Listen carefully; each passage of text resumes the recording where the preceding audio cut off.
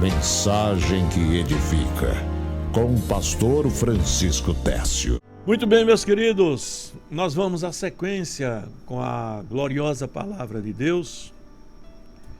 E hoje nós vamos trazer um tema falando sobre as nossas batalhas pelos interesses do reino de Deus, que muitas vezes contrariam os nossos interesses. Preste atenção, porque é um tema assim muito forte. Sinceramente, você batalha mais pelos seus próprios interesses ou batalha mais pelos interesses do reino de Deus? Eu quero chamar sua atenção aqui, quando eu falo batalhar pelos interesses do reino de Deus, não significa ser um pastor, não significa ser uma dirigente de círculo de oração ou ter uma função eclesiástica, não. Batalhar pelos interesses do reino de Deus, você pode batalhar sendo um médico, você pode batalhar sendo um engenheiro, um juiz, um promotor, pode batalhar sendo um pedreiro. Você pode brilhar com Deus na sua vida aonde você estiver, na faculdade, na escola. Então, as nossas batalhas pelos interesses do reino de Deus, elas devem prevalecer na nossa vida. Mas o fato, meus amados, é que muitas pessoas batalham mais pelos seus interesses pessoais, às vezes egoístas, mundanos, e se declaram cristãs. Batalham mais pelos seus interesses do que pelo reino de Deus. E eu quero tomar aqui o exemplo que aconteceu com o povo de Israel, o povo de Deus, logo após o cativeiro, quando o povo de Deus saiu do cativeiro da Babilônia e retornaram para Judá, retornaram para Israel. Eu abro aqui a minha Bíblia no livro de Ageu, capítulo 1, e o versículo 5, diz assim: Ora, pois, assim diz o Senhor dos Exércitos, aplicai o vosso coração aos vossos caminhos. Preste atenção a essa palavra, veja bem. Aí diz aqui o versículo 6, semeais muito e recolheis pouco, comeis, mas não vos fartais, bebeis, mas não vos saciais, vestivos, mas ninguém se aquece. E o que recebe salário num saquetel furado, ou um saco furado. Aleluia. Versículo 9 diz assim: olhastes para muito, mas eis que alcançaste pouco. E esse pouco, quando trouxeste para casa, eu lhe assoprei. Por que causa, diz o Senhor dos Exércitos? Por causa da minha casa que está deserta. E cada um de vós corre à sua própria casa. Por isso, os céus retêm o seu orvalho, e a terra retém o seu fruto. E fiz vir a seca sobre a terra, e sobre os montes, e sobre o trigo, e sobre o mosto, e sobre o azeite, e sobre o que a terra produz, como também sobre os homens, e sobre os animais, e sobre todo o trabalho das mãos. Veja bem, aqui está um texto bíblico que mostra, irmãos, Deus mandando cada um fazer uma análise do seu coração. Fazer uma análise do seu coração, porque o que estava acontecendo naquela época era que as pessoas saíram de um estado precário do cativeiro babilônico e estavam voltando agora para a terra de Israel. E o que eles queriam, meus amados, era edificar as suas casas satisfazer as suas necessidades e deixar de lado tudo que era de Deus. Ah, que nada, eu tenho que construir minha casa, me preocupar com a igreja. Eu não quero me preocupar com a igreja, não. O pastor que se preocupe. Isso é coisa do pastor, ele lá que se vire. Ei, você sabia que a sua responsabilidade pela igreja, pela existência da igreja, pela existência dela é tão sua quanto a do pastor em determinados aspectos? O pastor talvez tenha uma responsabilidade maior espiritualmente, em cuidar do povo, tratar do povo, orientar o povo. Mas você precisa da igreja tanto quanto o pastor. E a responsabilidade da existência da igreja não é exclusiva do pastor, não. É da igreja como um todo. Foi o que estava acontecendo na época. O povo não tinha essa consciência. O povo achava que podia se eximir. Eu tenho que cuidar das minhas coisas. Eu tenho que cuidar das minhas coisas. Deixa lá que os levitas é quem cuida lá da edificação da igreja. Aí Deus, olhando para o povo, diz: olha, aplicai os vossos corações aos vossos caminhos. Observe que vocês estão semeando muito, estão plantando muita semente, mas estão colhendo pouco. Vocês estão comendo, mas não comem para se fartar. Vocês bebem, mas não bebem para se saciar. Vocês se vestem, mas ninguém se aquece. E o que recebe salário, recebe no saco furado. Por quê? Porque vocês estão olhando para o muito, mas estão alcançando pouco. Por que causa? Diz o Senhor: por causa da minha casa. A minha casa que está deserta e cada um corre para a sua própria casa. Por isso que os céus retêm o orvalho e a terra retém seus frutos. Meus queridos, nós precisamos entender que nossos interesses pelo reino de Deus têm que estar para nós tão importante. Ou seja, tem que ser para nós tão importantes como os nossos próprios interesses. Eu quero aqui trazer lições acerca do que estava acontecendo ali, em Israel, porque a consequência de tudo era que não havia prosperidade para o povo, porque o povo estava esquecendo das coisas de Deus.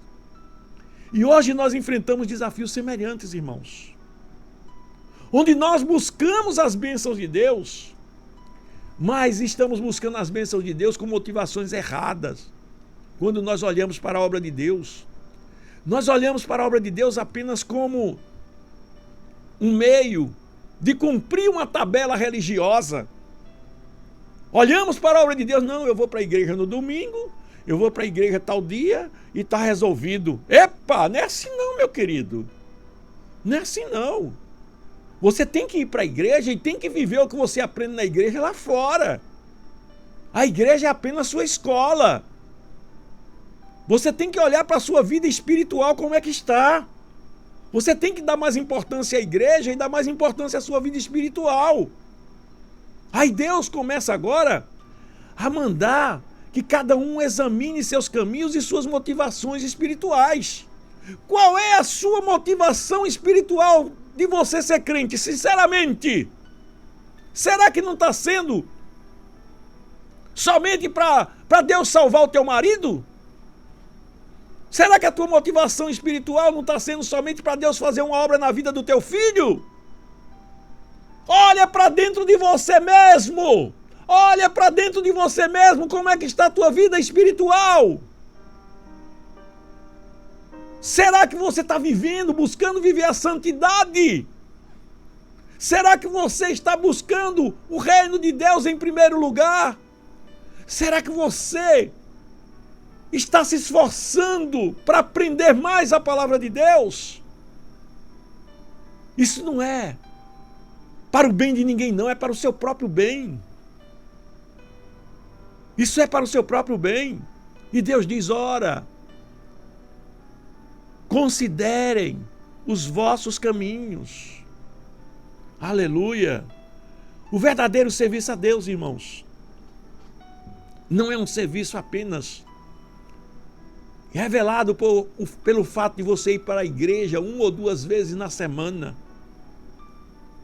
mas é um serviço onde você realmente sacrifica a sua vida pelo reino de Deus, de alguma maneira. Você sacrifica quando você ajuda a obra de Deus.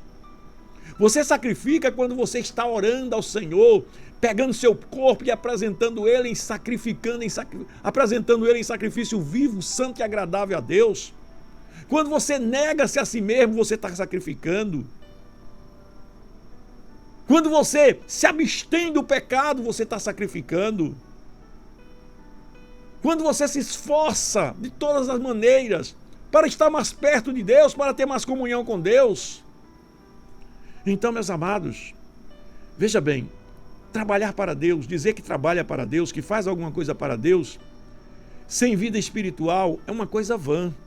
É uma coisa que você está querendo plantar, mas não vai colher nunca. Por quê? Porque você não tem vida espiritual. Você só frequenta a igreja.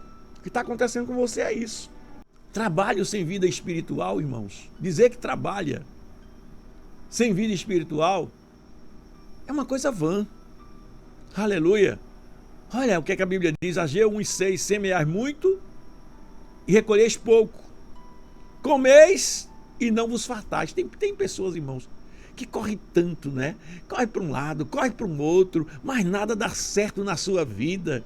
É sempre aquela problemática, é sempre reclamando da vida, não se acerta com o marido, não se acerta com a família, não se acerta com o emprego, tudo difícil, e a pessoa fica questionando, reclamando de todo mundo. Ah, é por causa de fulano, é por causa de cicrano, e a Bíblia diz que você semeia muito e recolhe pouco. Por quê? Porque você não tem vida espiritual, você não está cuidando da sua própria casa. E quando eu falo cuidar da sua própria casa, não é só a sua casa de família, não. É a sua casa espiritual, principalmente. Você não está cuidando do seu espírito. Você não está cuidando da sua alma. Você não está cuidando do seu corpo. Você está vivendo uma vida apenas de uma prática religiosa semanal. Quando vai para a igreja? É isso que está acontecendo. E era o que acontecia com o povo, todo mundo preocupado com suas casas, né? E a Bíblia diz, no Salmo 127, o versículo 1, se o Senhor não edificar a casa, em vão trabalham os que a edificam. Se o Senhor não guardar a cidade, em vão vigia a sentinela.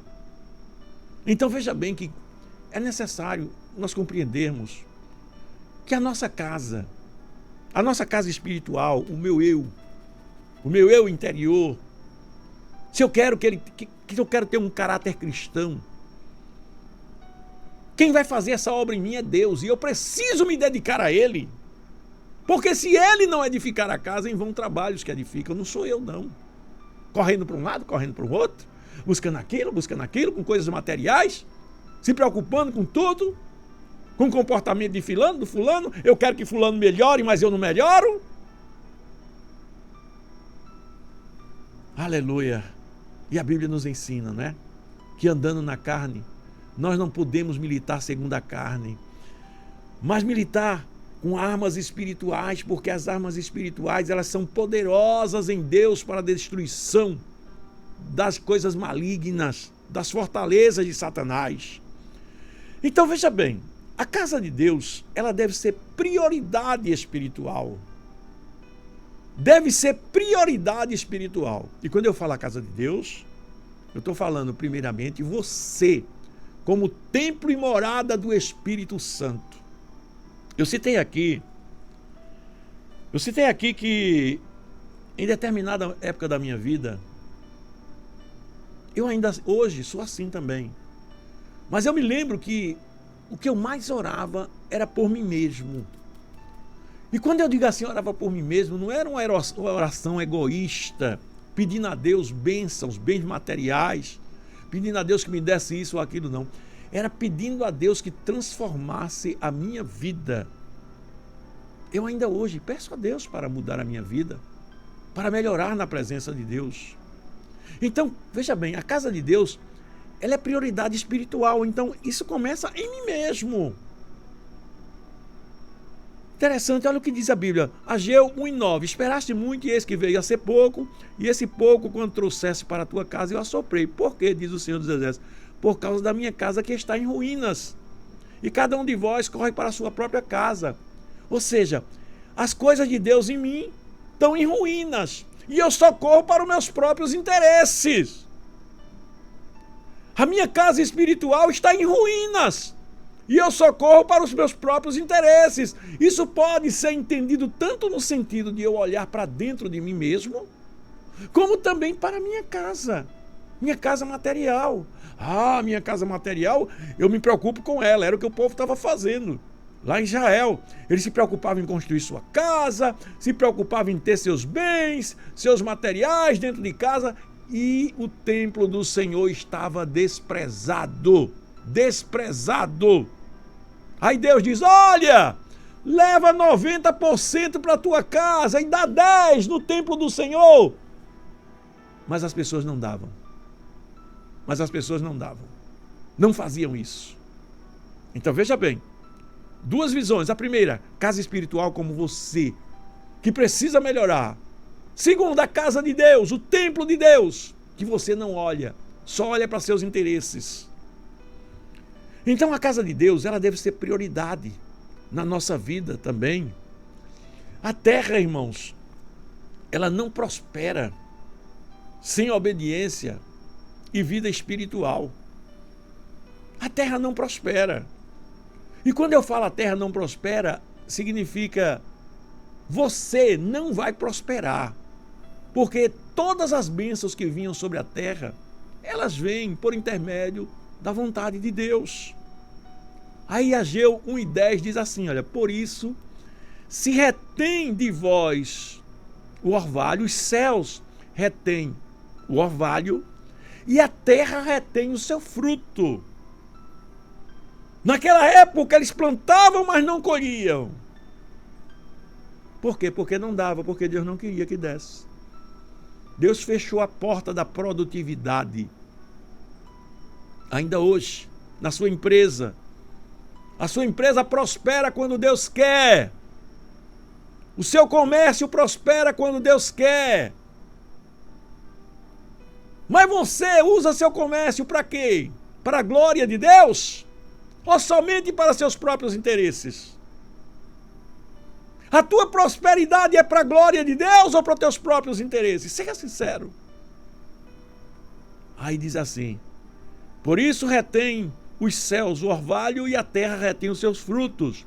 E eu fiz vir a seca sobre a terra e sobre os montes e sobre o trigo e sobre o mosto e sobre o azeite e sobre tudo que a terra produz, como também sobre os homens, sobre os animais e sobre todo o trabalho das mãos. Está vendo? Aí aqui Deus mostrando que foi Ele. Por isso retém de vós, ou seja, Deus afasta, Ele não permite que chegue até você. Por quê? Porque você prioriza mais as suas coisas, prioriza mais as suas vontades do que a vontade de Deus. Era isso que estava acontecendo naquela época. Aqui ainda, meus amados, mais uma lição é que a chave da prosperidade espiritual e material é o arrependimento. Repetindo aqui para você, a chave da prosperidade material e espiritual é o arrependimento. Eu estou te mostrando isso porque Deus está te dando uma oportunidade de você fazer uma avaliação na sua vida. Fazer uma reflexão. Uma reflexão do como Ele deu a oportunidade, através do profeta Ageu, ao povo de Israel. Considerai, como ele diz aqui no versículo 5, considerai os vossos caminhos, aplicai os vossos corações aos vossos caminhos. Ele estava mandando o povo fazer uma avaliação, né? E aqui Zorobabel, que era o profeta, que era o administrador, o governador, que estava administrando lá, né? Junto com Josué, junto com Jeozadaque, um sumo sacerdote, né? Ele diz para o povo, olha, ele diz para o povo as palavras que o Senhor mandou, e o povo temeu ao Senhor diante desta situação. Veja bem, quando o povo teme ao Senhor, começa a haver mudanças. E o povo temeu ao Senhor. Quando há temor ao Senhor, começa a haver mudança de visão, começa a haver motivação para fazer a obra de Deus. Aleluia. Então, meus amados, a Bíblia quer que nós rasguemos o nosso coração. E rasgai os vossos corações e não as vossas vestes. Joel 2:13 diz. E convertei-vos ao Senhor vosso Deus, porque Ele é misericordioso e compassivo. Então, meus amados, veja que nós precisamos nos fortalecer espiritualmente. Precisamos nos fortalecer espiritualmente sabendo que Deus está conosco. É a promessa de Deus. Nos fortalecer espiritualmente para fazer a vontade de Deus. Porque a bênção de Deus, ela segue a obediência na vida espiritual, não é? Ela segue a obediência na vida espiritual. Que Deus te abençoe e te ajude. Que você possa compreender que Deus quer te ajudar. Ele quer resolver tua situação. Mas você precisa fazer sua parte. Tá bom? Que Deus te ajude e te abençoe em nome de Jesus.